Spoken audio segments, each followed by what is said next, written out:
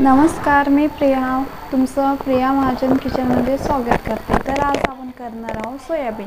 तर मी गरम पाण्यामध्ये सोयाबीनला छानपैकी वाफवत आहे। बघा अशा प्रकारे छान त्यांची साईज पण मोठी झालेली आहे। अशा प्रकारे गरम पाण्यात वाफवून घ्या। आता आपण याच्यातलं पाणी काढून घेऊ। अशा प्रकारे छानपैकी त्यांना थोडं थंड पाण्यात त्यांची वाफ जाऊमुळे त्यामुळे आपण पाण्यात असं छानपैकी करून घेऊ। चला आपण आता मसाला बनवून घेऊया।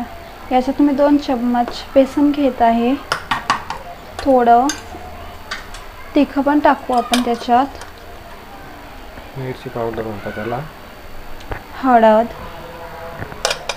स्वादानुसार मीठ, आता आपण याला मिक्स करून घेऊया। अशा प्रकारे छान मिक्स करून घेऊया। आता आपण याच्यात सोयाबीन टाकून घेऊया।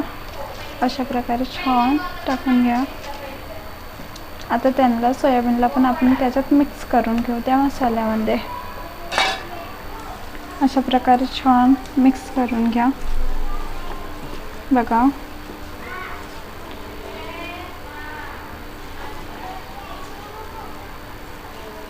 तर बघा 1 साइड झालेली आहे। आता आपण त्याला पलटून घेऊया। अशा प्रकारे एकदम हळूहळू पलटवायचं असते। बघा अशा प्रकारे छान पलटून घ्या त्यांना।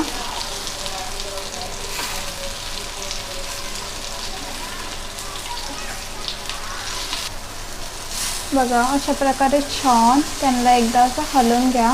कारण 1 साइड शेकलं की ते एका जागी ठेवले तर लगेच जळून जातं, म्हणून त्याला किंचित हलवत राहायचं। अशा प्रकारे छान आता आपली सोयाबीन छानपैकी शेकलेली आहे। आता आपण त्यांना एका डिशमध्ये काढून घेऊया आणि आपण त्यांना आता वेगळे फ्राय करूया।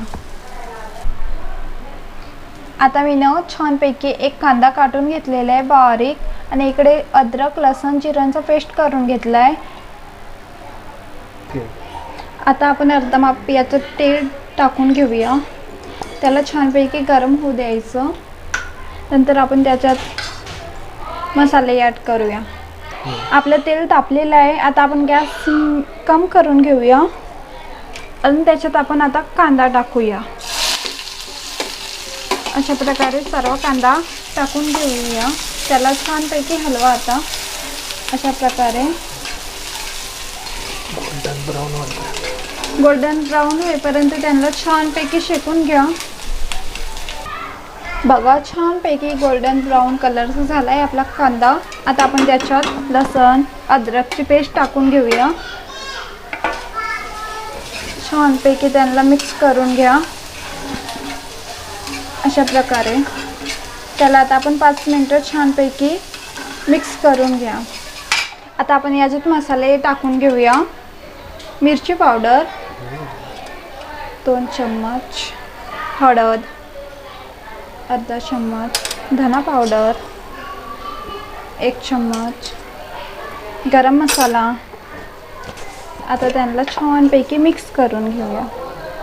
गरम मसाला तुमच्या स्वादानुसार टाका, कारण गरम मसाला जास्त टाकायचं नसते। मीठ आता तर आपल्याला कमच टाकायचं आहे, कारण अगोदर आपण मीठ घेतलेलं होतं सोयाबीनमध्ये, त्यामुळे आता मीठ कमी घेऊया आपण याच्यामध्ये। तर मी थोडंसंच मीठ टाकलेलं आहे याच्यात। आता छानपैकी मिक्स करून घ्यायला अशा प्रकारे। आता आपण थोडं किंचित पाणी टाकून घेऊया, कारण आपलं त्यामुळे मसाला जास्त जळावं नाही मुळे। त्याला 2 मिनिटासाठी छानपैकी झाकून 2 मिनिटासाठी ठेवूया।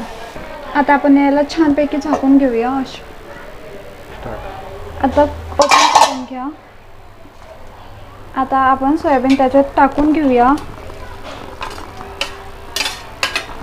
त्याला छानपैकी मिक्स करून घ्या। बघा अगदी किती छान दिसतंय आपली सोयाबीन। परत आपण त्याला 2 मिनिटासाठी छानपैकी वाफवून घेऊया। आता ओपन करून घ्या याला। आता याच्यात आपण पाणी टाकूया।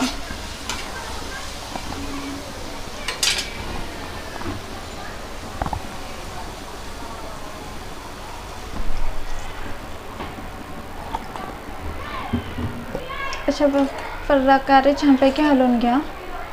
आता आपण त्याला 7 मिनिटासाठी छानपैकी वाफ देऊया. आपली भाजी छानपैकी तयार झालेली आहे. हे बघा. आता त्याच्यात आपण कोथिंबीर ॲड करून घेऊया.